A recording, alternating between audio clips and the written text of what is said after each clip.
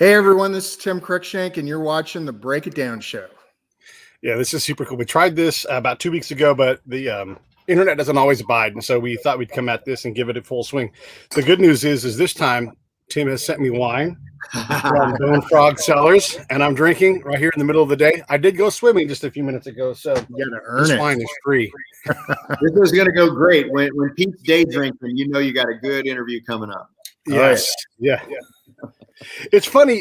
One of the things that in the podcast world, there's a lot of podcasters who are veterans, and most of us are undiscovered to each other. And the other day, someone said, "Hey, you should get on this list of best podcasts." And I said, "Oh yeah, sure, I'll try that." And so I sent an email off to this person, and they said, "You know, we like to promote veteran podcasts."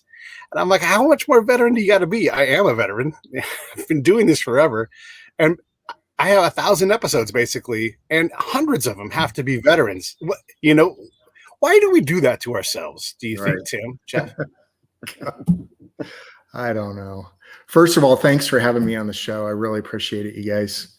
Thanks for having me here. It's always My fun. pleasure. It's neat to be able to have these conversations, and of course, for those who don't know, Jeff Wilson's here. Jeff is part of the.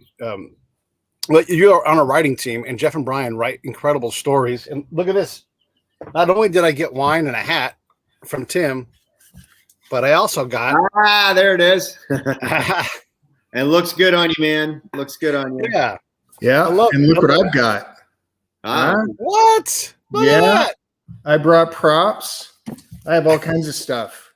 These are great books, by the way. And, you know, if you haven't read these books by Andrews and Wilson, this is a real deal. Having lived this life and, you know, reading these books, these guys know what they're talking about. That's definitely a book that you need to read. Oh, thanks, Tim. You were a Navy SEAL. What makes it, when you watch certain military movies? The other day I watched the Outpost, and I'm like, yeah, they got that pretty right. Actually, I actually got a little emotional because you know what's coming, and they're so bad at the coin part of it, and it kills me because it's not their fault. It's the training is shit, and so we're not prepared. So when you see it and it's right, you know it. What did Jeff and Brian do that makes it right, Tim? The depth that they go to, you can tell they've done their research, and Jeff has lived the life. He's been there, and he's worked with the SEAL teams, and he's been deployed with them, and he understands the dynamics of the teams. He understands the missions. He writes in a way, like, you know, when you're reading a book or you're watching a movie or something like that, that either somebody is advising them or they've done their homework. And the books that Brian Andrews and Jeff Wilson write are spot on. This is the real deal. And if you get a chance to read these things, I mean, seriously, they're amazing. So I can't say enough good things about what they're doing. Well, that's really kind of you, Tim. I will tell you that one of the ways we write the books the way we do is because we've been in the community, and we feel a tremendous obligation to honor the people that we've served with, you know, the people that are still out there on the pointy tip of the spear, of course, but also those that, you know, we've lost. All of us on this interview have lost teammates. And so there's a special obligation as a writer to get the relationships right. We don't care about the technology and all that. You can fictionalize all that. But the men, the women, the relationships between them, the brotherhood, we want to get that right because we think that's important. And that's, to be honest, why I agreed to co-host with Pete today, talking to you, because it's so amazing to see guys from the community giving back to the community. You know, the brotherhood is a real thing. You see it on a movie. If you've never been part of it, it sounds like a catchphrase. It sounds like a buzz, but it's not. It's a real thing. And I want to ask you, because people that don't know about Bonefrog Cellars is an amazing vineyard, which, by the way, makes the best Merlot I've ever had. I'm a wine snob. Thank you. The people that know me, that means a lot if I say it. So Thanks, Jeff. I'm no expert, but I'll tell you, it's the best Merlot I've ever had. And Merlot is not my favorite grape. Their cab is amazing, but they also have Bonefrog coffee, which Brian now will not drink anything else. He used to make a coffee run once a day over to Starbucks. He doesn't do that anymore. He's got Bonefrog at home and he just makes it himself. But what I think is cool about what you guys are doing is first, that entrepreneurial spirit, right? That, it's pretty rare to find a team guy who retires and is, working in something that's, fairly menial or whatever. They always have this high aspiration. Like Eli Crane, a friend of both of ours, we always joke that he went from being a team guy to working in a bottle cap factory. Well, his bottle cap factory was on Shark Tank, and he has a, multi-million-dollar business that he CEOs. So tell us a little bit about your motivation in terms of your relationship, your ongoing relationship with the Brotherhood and the community, and how you try to use this business venture for the Brotherhood. That's what I found most fascinating about what you guys do. This venture for me is so personal. Having served 25 years in the Navy in the capacity that I did, I say, we came in to our platoons as teammates, but we left as brothers. I want to share that with the rest of the world so they understand what that means, the depth of what that means. This whole thing started for me at my retirement when I stood up there and looked out at all the people that showed up. And as I'm, these Navy retirements, they're large and they're traditional and they're full of pomp and circumstance. But I got the opportunity to stand up there at the podium and talk to the people. And I looked at every one of them in the eye. And as I'm giving my talk, I'm remembering parts of the past. And being the corpsman, the medic for these guys for all those years, and remembering all that stuff, it hit me right then during my retirement that I felt like I was leaving people behind. And I wanted a way to give back to the community, to talk about the sacrifices that these men had given to their country for our freedom, for us. I want to say their names over and over so people remember their names, remember their legacies, and the tremendous sacrifices that they had for us. And so I created these companies where the labels themselves start a conversation that gives us the ability to talk about these amazing missions and tremendous human beings that sacrificed everything for us. And that's kind of how this whole thing started. And I used two mediums, coffee and wine, because, we find ourselves oftentimes saying, hey, let's get together and have a cup of coffee. I'll meet you at whatever coffee place. Or let's get together for dinner and have this great dinner, and I'll bring a bottle of wine. And Jeff, when we put this thing down in the middle of the table and they see that Bonefrog image, they're like, the table stops. And they're like, what is that? And that starts the conversation of what we have going on, so we can talk about some of this stuff. So that's everything he's saying is true. I've had a couple of bottles of this wine. It's an amazing label that does start a conversation. And, you had said to me once before, you die twice, once when you die and once when people stop saying your name. We watch on social media, everyone's got hashtag never forget, hashtag never forgotten. And that's awesome as a hashtag, but you guys are walking that out. And I got to say, it's hugely impressive. I want to talk for a minute about the other side of this though, right? So it's great to not be forgotten, but when you're downrange, you're not worried about whether you're going to be forgotten. You're going to worry about whether your kids are going to be okay, whether your wife is going to be okay. If God forbid you're the one that doesn't come home this time.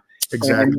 And you guys do a lot for that. I was hoping you might tell us a little bit about your commitment to supporting, NSW specific charities or special operations charities, because and maybe start with your story, because you were touched in a very personal way by one of these organizations, right? Yeah. So back a few years, I was forward deployed. I was overseas, and my wife was having some medical issues. And the Navy SEAL Foundation stepped in and helped in a major way. They got her to Bethesda, which is now Walter Reed. They got her there, and they helped pay for that, and they helped with the kids. And for me, it was such a huge relief that my family was taken care of, and I didn't have to worry about that. And I always remembered that. And they wanted, for me, that was the first foundation I wanted to give back to when I started this whole process was to be able to give back to the foundation that supports active duty and their families. Because like you said, when guys are forward, they want to be focused on their job. And when everything's taken care of at home and you know that your wife and kids are taken care of, it's a sense of relief and calmness where you can now focus on moving forward and doing what you need to do. And these guys, Pete, I know you know this, that they're supporting not just, they do support Navy SEAL Foundation, but they're supporting, what is it now, a half a dozen different charities. Pete knows that Brian and I are very passionate about the SEAL Legacy Foundation because a couple of my teammates are involved in the board, and Commander McGinnis he's just doing amazing work. That is an organization that started in the wake of August 6, 2011, of course. But the neat thing about these organizations is that there's overlap, but there's also sort of specialization, just like you see in teams, right? Everybody's a door kicker, everybody's an assaulter, but you got a 18 Delta like yourself, a combat medic. You've got a guy who's the comms dude. You have a guy who is the best breacher. And so you have these subspecializations, and it's been neat over the last 20 years to see that happen in the charitable organizations. Yeah, Navy SEAL Foundation does some of the stuff that SEAL Legacy does, but they do some stuff that SEAL Legacy doesn't, and SEAL Legacy does some stuff that they don't. And so it's neat that you guys identified that, and you spread the wealth that you're able to generate for them out in a way that's going to impact the entire community. I find that really, really inspiring. Something only an operator would think to do, right? Well, you're absolutely right. I mean, it's we give back to the Navy SEAL Foundation. We also give back to the Navy SEALs Fund. We give back to the SEAL Veteran Foundation. We're in conversations with the SEAL Family Foundation. Our goal, you guys, is to give back to every one of them because they all do different things. We want to be able to take care of the kids' scholarships. We want to take care of the veterans that have issues after they get out. We want to take care of the active duty, the families, you name it, across the board. We want to help. It's why we started, and it's my way of now being on the other side as being a retired civilian, giving back to the foundations that still support the community so it can move forward. And I always say, the bigger we get, the more we can help. It comes from the heart, and I consider them my family, and I will do everything I can to help them. Yeah, the never left behind ethos shouldn't end in Oceana. It shouldn't end in San Diego, right? It should continue on forever and ever. That's what the Brotherhood really means. Yeah, you're absolutely right. I want to jump in here and give some color to some of this relationship stuff you're talking about, because it's important to understand, like, thank you for your service, like, but thank my daughter, because she didn't have a dad for years. And like, thankfully, I'm in pretty good shape overall in terms of being a dad. But I think about Kent and Stacy, who wasn't even supposed to deploy, but went because someone had to go. The guy did not have to go, was actually probably supposed to be on a really sweet assignment because he's done several back-to-back. And senior NCO, bomb tech, and he goes to Syria and gets blown up and damn near dies, but doesn't. And so he's a quadriplegic, lost his voice, lost an eye. And imagine the strain on him. I mean, who but people like the Navy SEAL Fund and all those partnered funds to help him get through, because there's never enough support for someone like that. There's never enough support they already had an exceptional needs child in that family. And so what about that mom? How did, they're all depending on her. And if something happens to her, what happened? I mean, there's so many areas where we think, oh, well, this, the Navy SEAL, is dead. We'll give the family $100,000. That'll never replace that dude. If you can't work, or if you struggle to hold down a real job, there is so much help needed in these things. Thank God someone takes these missions on, And it's the right people. That's what's exciting. So I think America, there's so many great things about our country, but one of them is we are a patriotic, grateful nation. It's a small percentage of people that actually serve, but the people that don't serve in their own way. They like to give back to the people, but what they don't know is how to do that. And so you'll find these organizations, and I say SEAL Legacy only because it's the one I'm most familiar with. It's run by former operators. These are team guys that run this organization because they know what the need is. And so it's nice for people to know that they can give money and 95 cents on the dollar is going to go to a widow or go to a scholarship fund. And then these other things, some of these organizations have very intimate personal things. For example, SEAL Legacy has a program where if a guy is gone forever or if he's deployed, there are people that can volunteer to step in to go to the daddy-daughter dance, to attend the baseball game and cheer the kid on and stuff like that. That's things that people don't think about, like you're saying, you know, oh, I'll write a check. Well, that's great, and that's really appreciated. But there's so much more to it than that. And these organizations are really getting good at diversifying and meeting all the needs of these families. It's really inspiring. People, I think nowadays, they want to connect. They want to be part of something bigger than themselves, right? And especially during the time of COVID, where we're all kind of pulled apart and separated from each other, they're looking for these kind of things. Our company exists to shed light, to tell people, to start the conversation, to talk about these foundations that help the community in very specific ways. Some of the greatest times I've had with this company are just, you know, even when we're doing small shows and things where we're offering, you know, taste testing and things like that. The most fun part of it is talking to people and sharing these stories and seeing their eyes light up as they're starting to learn about some of this stuff that it just didn't know about.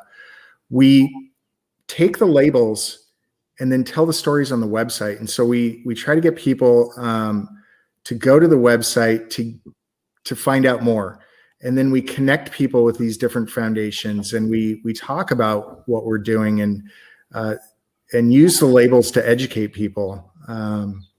So it's been really rewarding and really fun. And my business partner and I say, you know, we've been doing this for a while now, and not one day has been work. We're never hitting the snooze button in the morning because we're excited to get up. And a lot of times I'll get a text from him at 2 a.m. and I'm still awake, and, you know, we're thinking the same thing. And, you know, so it's this collaborative effort to do this and to help people. It's the Andrews and Wilson model. Exactly.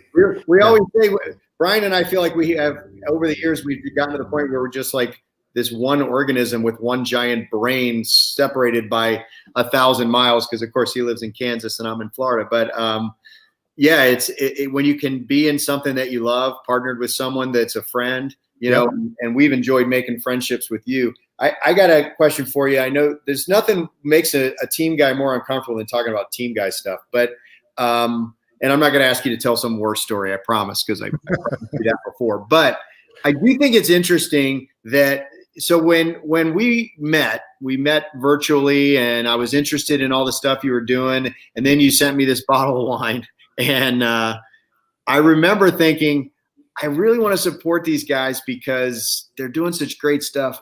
This wine is going to suck. Like, it's just, this guy's he's a team guy, and I don't know who his partner is. I don't know anything about what this is going to be. And I'm such a wine guy that I was like dreading receiving this bottle of wine. And then the wine gets here, and it was literally the best bottle of Merlot I've ever had in my life. So here's my weird question for you, Tim. How is it that, how do you take the team ethos, you know, the special warfare ethos, and apply it to making wine, growing a coffee company, stuff like that? What is it about you guys that you can't possibly not do everything 125%? It's exhausting. It's exhausting to watch you guys.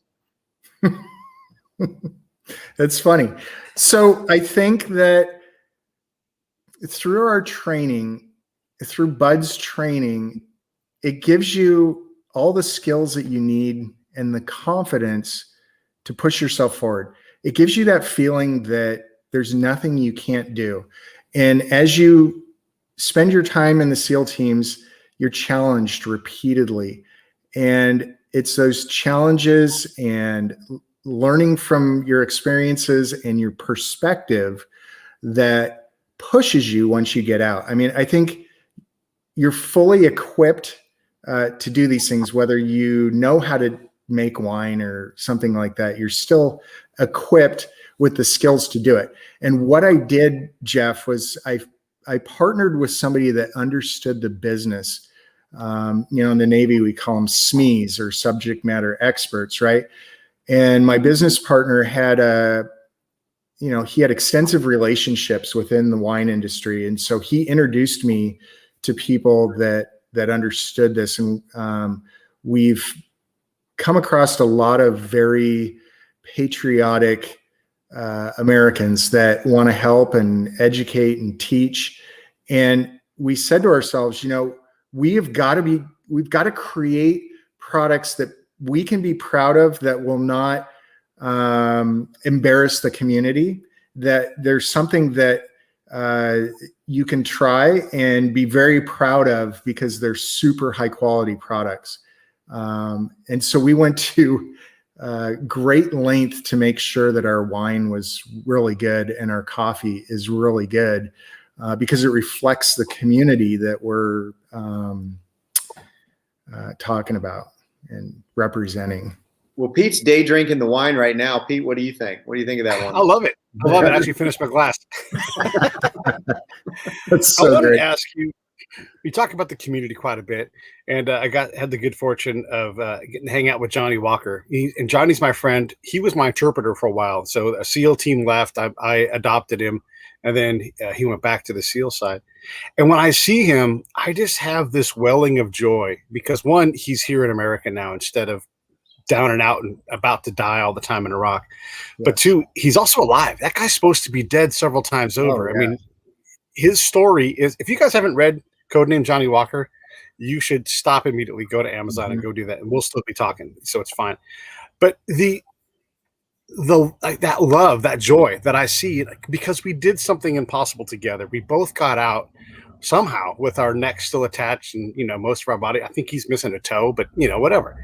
But this is what it is to be on, a team, right? I mean, the other thing I wanted to ask about to you guys especially is the CI community. We're a bunch of assholes. We're a bunch of dorks, and much like you all, we want to be silent professionals, but we mean like silent and invisible. So when I do things like talk about being a spy, they're like, hey, you can't say that stuff. You can't say that stuff. And I'm like, it's not up to me. Like, it's up to the enemy what I am. And if they think I'm there to collect information, guess what they call me? They don't call me an intelligence collector. So you just deal with the reality.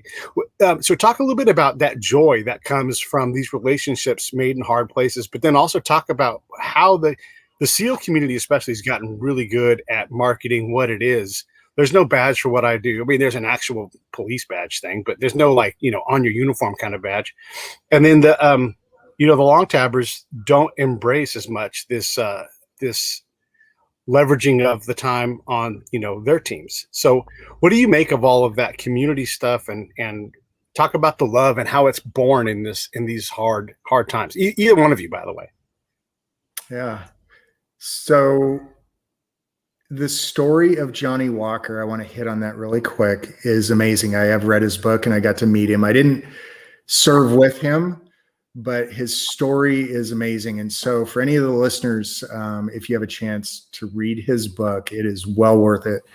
The camaraderie part of it is fostered by these events that we put ourselves through. It starts in BIDS, where we go through something that's extremely difficult, but that process builds trust. And that trust carries over into your first platoon.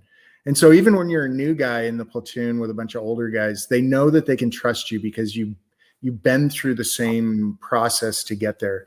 But that trust needs to be fostered. It needs to be built and continued as you deploy with your platoons and build a reputation.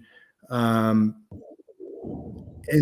those experiences that you have overseas in combat just help to continue to build that strong relationship or brotherhood.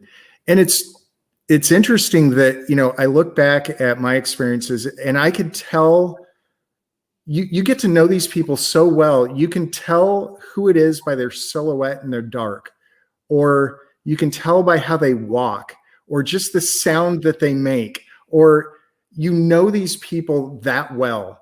And it's those relationships, the brotherhood that will stick with me forever. And that's why I want to tell their stories, because these guys are doing amazing things out there on the battlefield that nobody knows about. And I want to talk about some of these epic battles and people and things that have been done to keep these memories and legacies alive of all of this. It's really cool. Yeah, I agree with all of that. I didn't, obviously I'm not a SEAL. I haven't been through BIDS. I got to work in the community and deploy in the community in a variety of roles. And you do see that intimacy with these guys. And I think that's the right word to use. It's an intimacy that you generally find in families who have a shared experience, and it's intentional. The Naval Special Warfare community, the Army SF community, they know that people bond through experience, both positive and negative. And I think when you look at a nation that has asked a community to be in continuous combat operations for 20 years, the depths of that bond have grown exponentially, and that was inevitable, because in addition to all of the things that they bond over in peacetime through high training and high intensity training and short combat operations that we don't get to hear about, this idea of just being constantly in the rotation and sharing both victories that are incredible and indescribable, things that seemed impossible that you did together. But on the flip side of that is sharing incredible loss, like we were talking earlier about Extortion 1-7. Having the shared experience of those victories and those losses form a bond that even your wife can't quite understand. You know what I mean? We were talking earlier about, family and the impact on family. I can tell you that families understand and don't understand. Like when I left Virginia Beach and went to the task force side of the world, my wife didn't understand. Like we had this conversation so many times. It was like, I don't understand. Like, you've been doing it. You've done it. You did your part. It's someone else's turn. And they think you're addicted to the job or the whatever. It's not that. It's almost a guilt. It's like, yeah, but there's other guys. And my teammates are still out there doing stuff. I can't be the guy sitting at home. If not me, who? We use buzzwords. Yes. If not me, who? But it's more than that. It's right. And I would say that to her. God, well, if all of us said that, then who is going to do the job? Well, but you're right.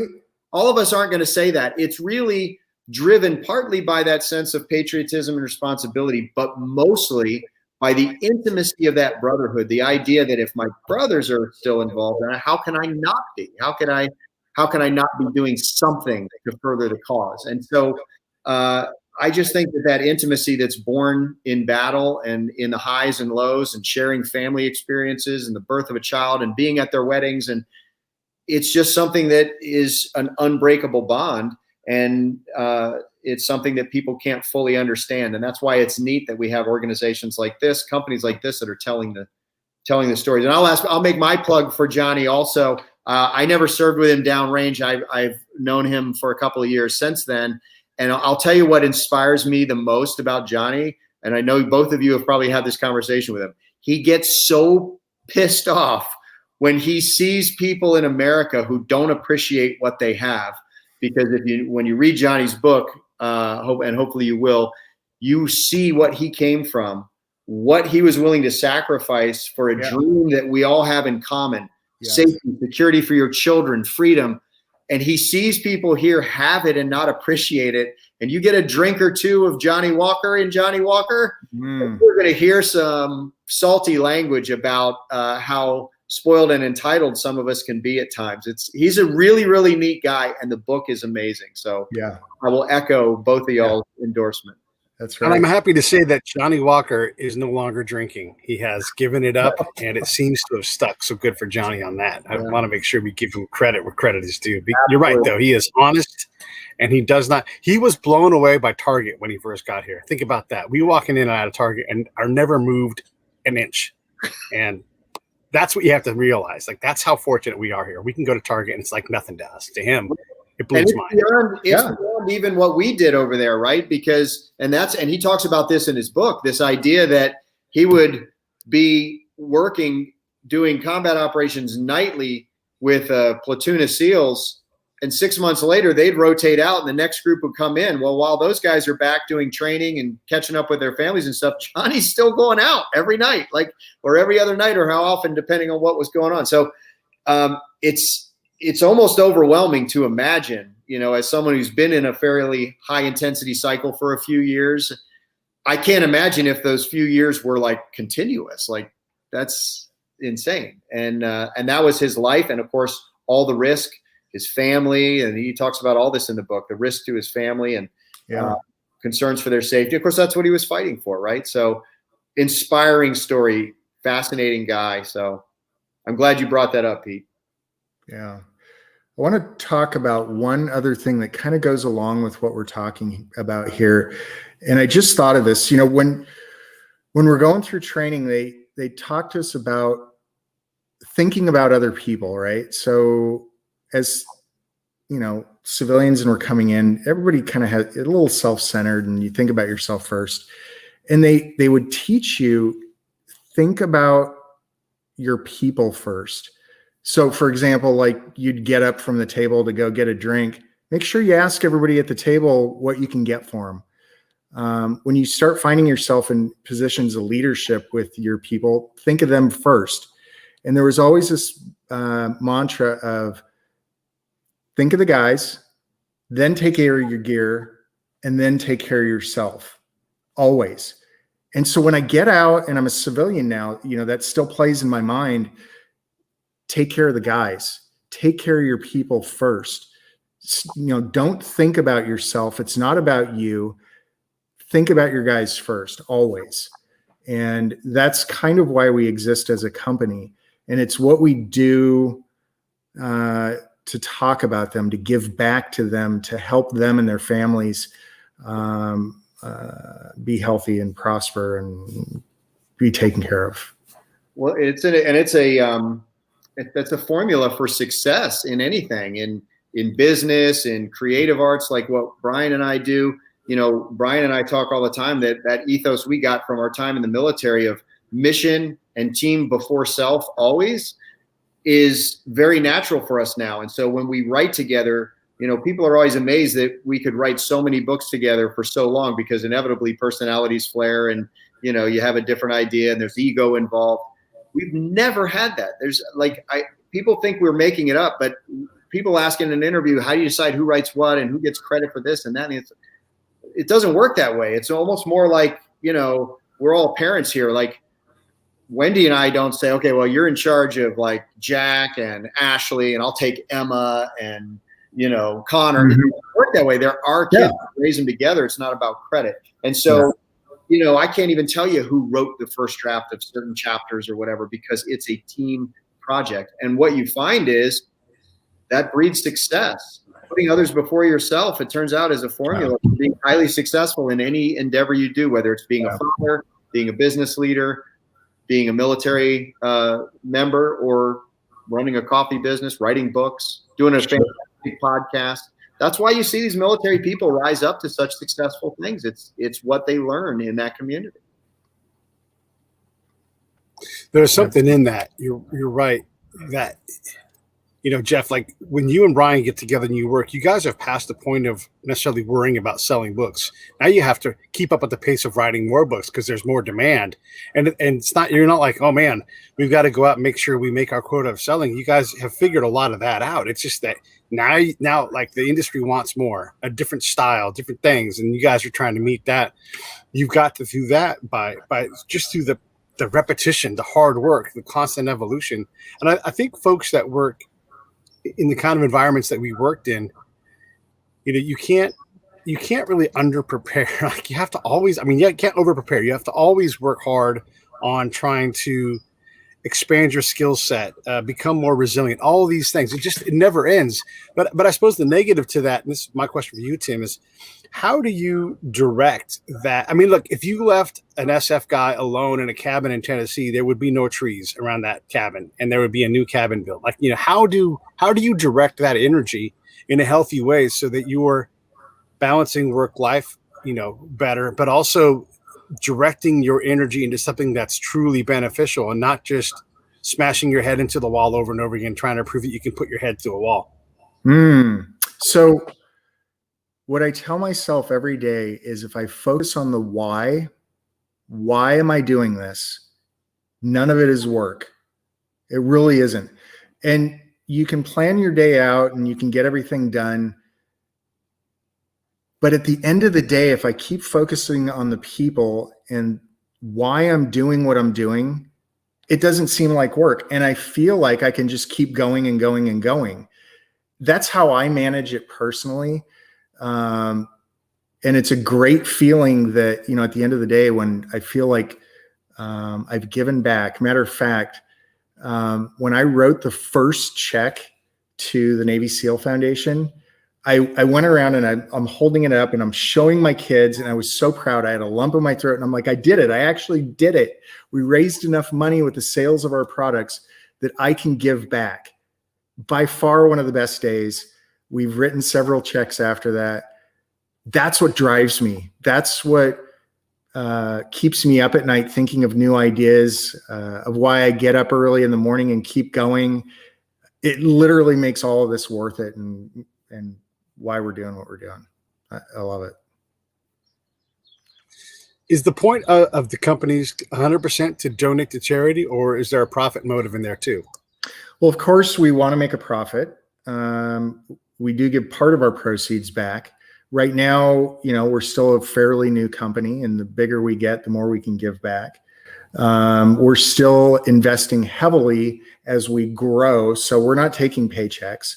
We invest back into the company so we can create our next new product, new label, add things onto the website, do our marketing, all those things in a new startup business that you need to do that cost money. We got to keep reinvesting. So we're not taking paychecks right now. We are investing in the company to move it forward so we can do more good.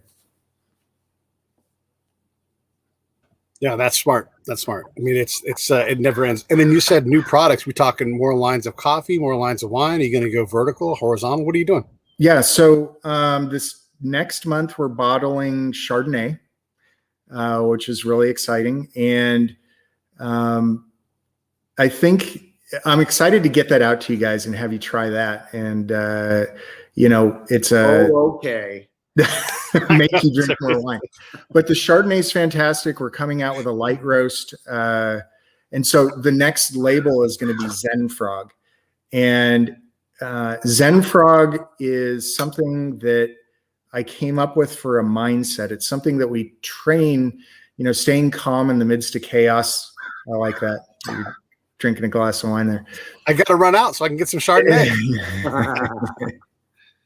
So Zen Frog represents a mindset, and it's really key for our leadership to stay calm because, you've heard the phrase calm is contagious, but they look to you as a leader to maintain your calmness and have good sound leadership. And so that's what this next label is going to talk about. So we're super excited about rolling that out. And then we've got several more ideas that are coming down the line. So for wine, we've got a Chardonnay coming out next month, and then our 2019 Cab, and then our Merlot. And, those have spent 18 months in French oak. And so this is a time-consuming process. You can't speed it up. So these next few months are going to be really exciting for us when we do more bottling and new labels and new products. And, we just expanded on our gear. So we've got coffee cups, these Bonefrog coffee cups. We're coming out with T-shirts, hats, all these different products for people because that's good advertising for us, getting that out there so people ask the question, hey, what is that? And then, we can start the conversation and talk about it. It's really exciting. So you've got the Chardonnay for our Army colleagues. Or you have something coming out for the Air Force, something super sweet, maybe a seltzer, a hard seltzer, maybe a nice Pinot or something. There you go. Huh? One of those super sweet German wines would be perfect for our ice wine, Gewürztraminer. Yeah. So my dad is an Air Force veteran, so we do the Navy Air Force thing. What's the Space Force drink going to be? Ooh. I don't know. I haven't thought about that. You can't leave those guys out. Have any ideas for that? Freeze-dried wine.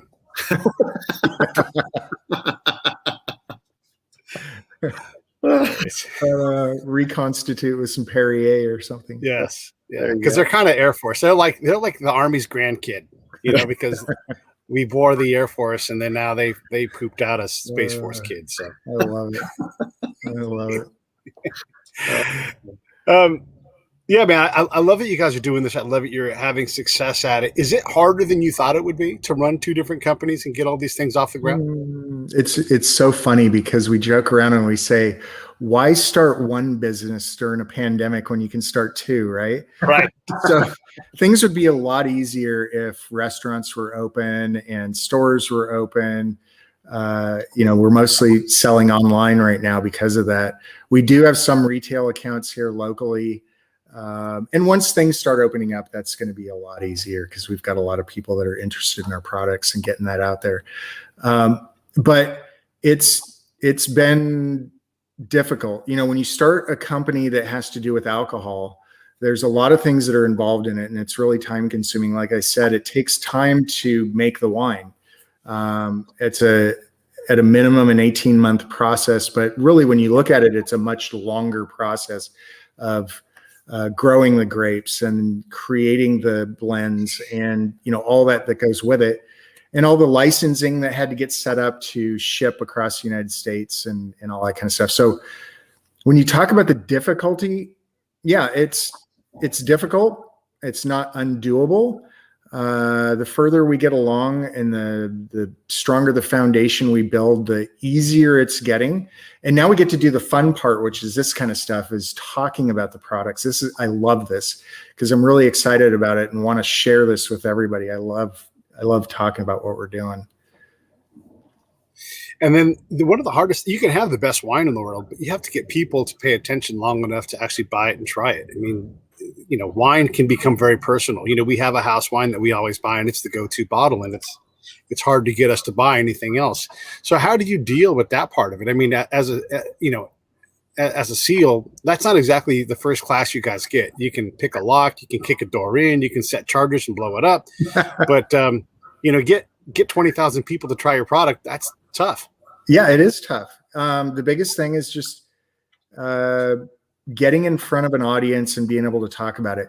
I was amazed. So we had a local gun store here that invited us for the first time to just come and talk about our products. We couldn't serve the wine at the gun store, but we could serve our coffee.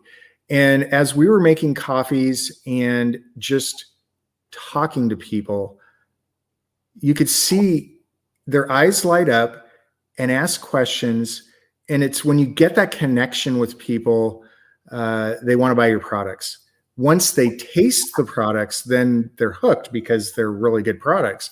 But it's telling the story that's the most important part to me, because of everything that we've talked about, and sharing the stories of my friends and creating that legacy.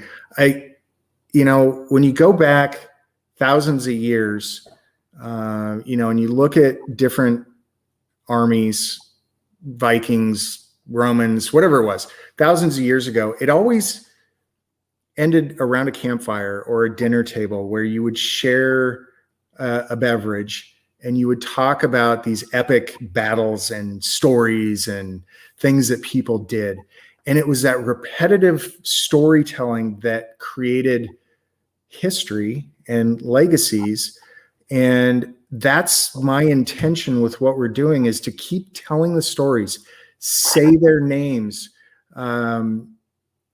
build this legacy of these guys that did so much. When you think about the sacrifice that they had, they have parents and wives and kids, and they gave everything for us and our freedom. And I think it's worth the time and effort to share this with our fellow Americans. Amen. Yeah. When you're ready to do a cognac or some kind of Schlieffen, I'd like that to be my brand. And that one goes out for all of us collectors who sat on a farmer's couch and drank that diesel and then had to try to drive their Humvee home in a combat zone. Yeah. Because that happened a lot. Yeah, absolutely. It's funny, like that. In my job, I'm by regulations allowed to drink, and the military will give me booze to give out to drink with other people. It's a not a very bad unique job. thing.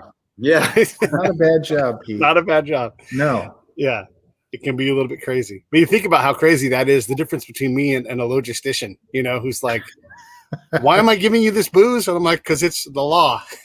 You have to give it to me." Hilarious. I wanted to. So you're working on products. You're trying to develop these things. That's a thought process too. I mean, you say Chardonnay. That's an easy one. But as you get more established and you think about ice wine or blends or whatever it is, Right. is that you relying on your wine experts, or I don't know? I mean, again, it's all marketing. So how do you decide what's next? So that's a really good question. And, a lot of thought goes into it. And it kind of depends on the label and what kind of matches up. As we move forward here and make it through some of the first labels, I want to create an honor series. Those guys that maybe got the Medal of Honor, the Navy Cross, things like that, individual people that I put on labels and discuss. Higher end wines that are more collectible type items. I think that's one direction. And the other one is, Cabernet is one of the most popular wines. So that was an easy choice. And then Merlot. And then as we move forward with different varietals, they've got to match the thought process behind the labels themselves. Like Chardonnay is a great one for the Zenfrog, right? I think for women that made it through 2020 with the chaos that they had in their lives, the Zenfrog is going to speak to them in 2021, just bringing it all back together and adopting calmness as your reset mode as we continue through this year. It's a perfect one.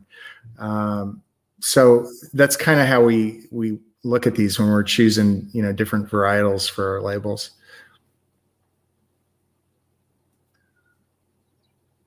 I'm leaving room for Jeff in case he had a question. Are you stuck? Oh, you might be stuck.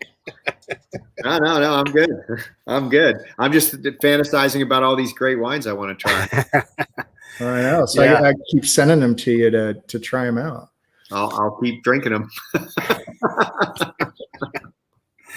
So what is that process like when you pick your vineyard? Because you guys aren't growing these yourselves. You're partnering with different vineyards to do this. Is it all, because you're Washington, right? That's where you are? Yeah, Washington wines. And so actually, I'm glad you brought that up because that's another cool thing, is talking about Washington wines.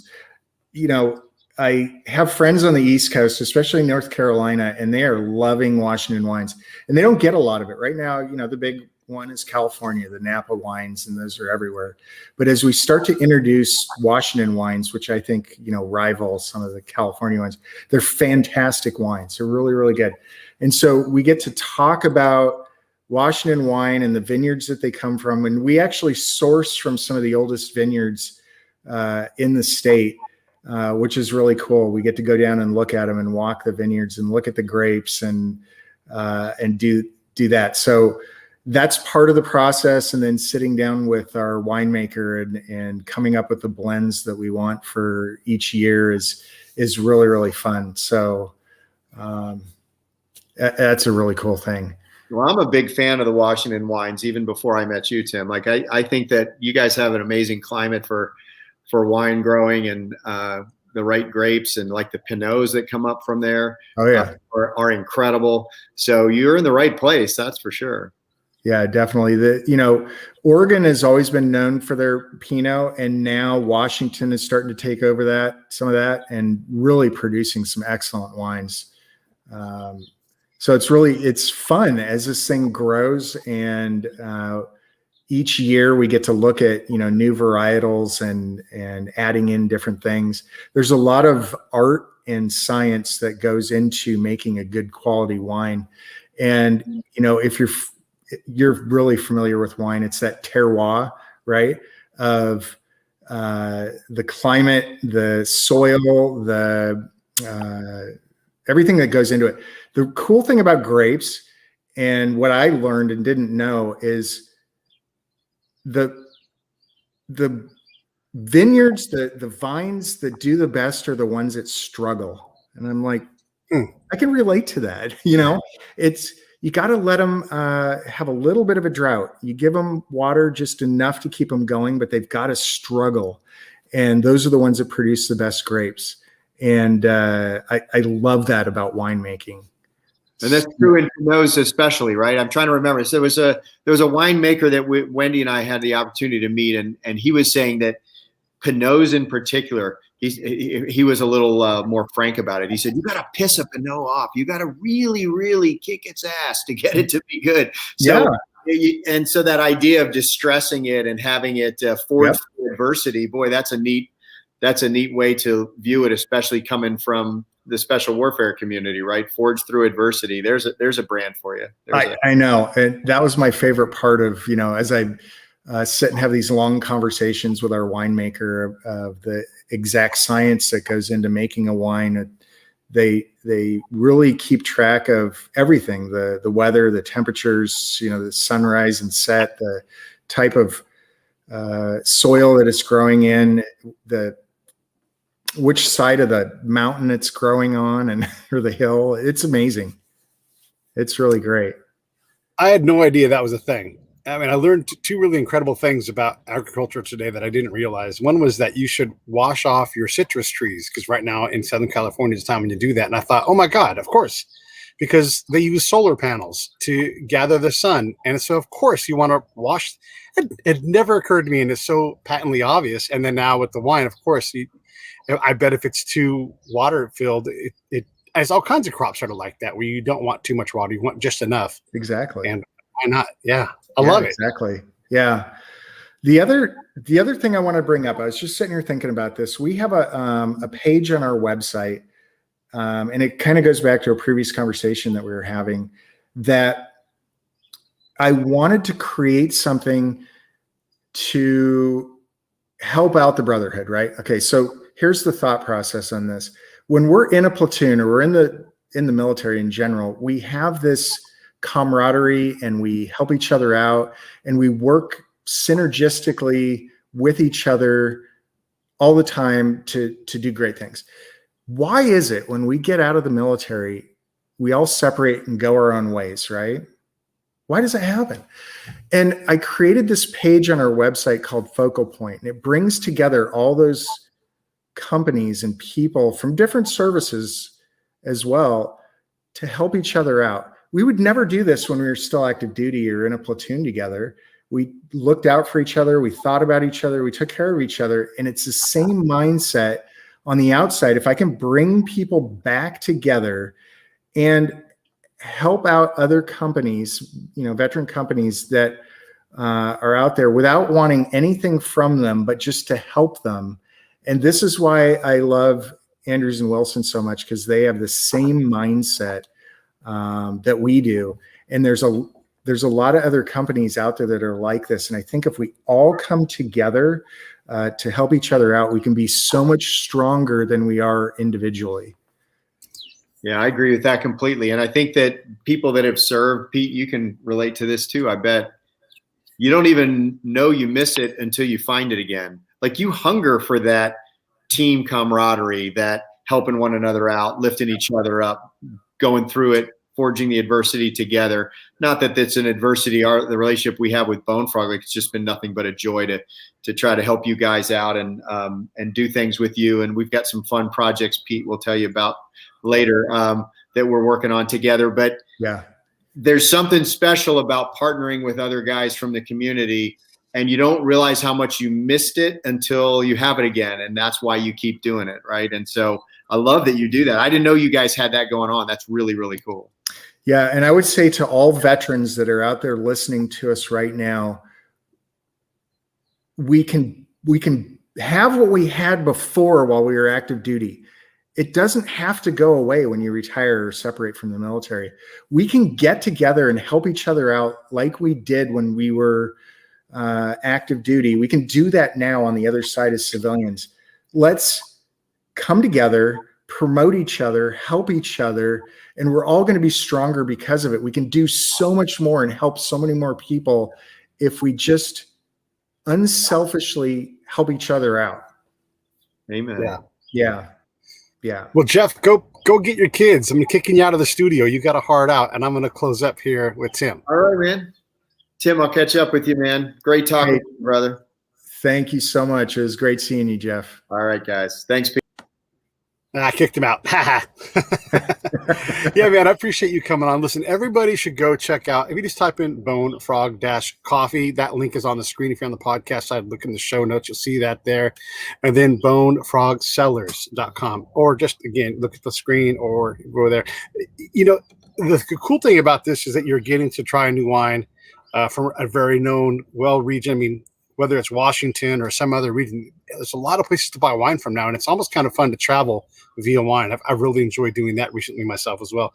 But definitely check out Bonefrog and see what Tim and the crew are doing, because you're buying wine with conscience, with some service, and these the stories that we encounter from our peers out there. It's really horrible. You don't want to have to deal with that. Let us go and take care of these people. Go buy the wine, and we'll go put the work in. And if you still want to help support some of these charities, you can reach out to me at peterbreakitdownshow.com, or reach out to Tim over at the Bonefrog site, and we can direct you towards those places, because they do need those dads to go to the daddy-daughter dance and all these other things. So there's always more work to do. Tim, any final thoughts or questions at all? Well, first of all, Pete, thanks for having me on. And for everybody that is out there listening to this, I'm really appreciative and grateful. If you have a chance, please visit our websites. We'd love for you to be part of our team and to be able to talk to you and hear more about what we're doing to help the Naval Special Warfare community. Really appreciate it, Pete. Thank you so much. Yeah, my pleasure. Stand by for 1 second. Let me roll this video. Hey, thanks for watching the show. I really appreciate it. Right here, you can subscribe. Please do that. It makes the show grow. Hit that notification bell so you know which incredible guest is coming up next. Down below is the PayPal link. You can put a small subscription in. That is an enormous help. All that money goes right back into the show. And then right up over here are the next episodes you should listen to, curated by yours truly. Thank you so much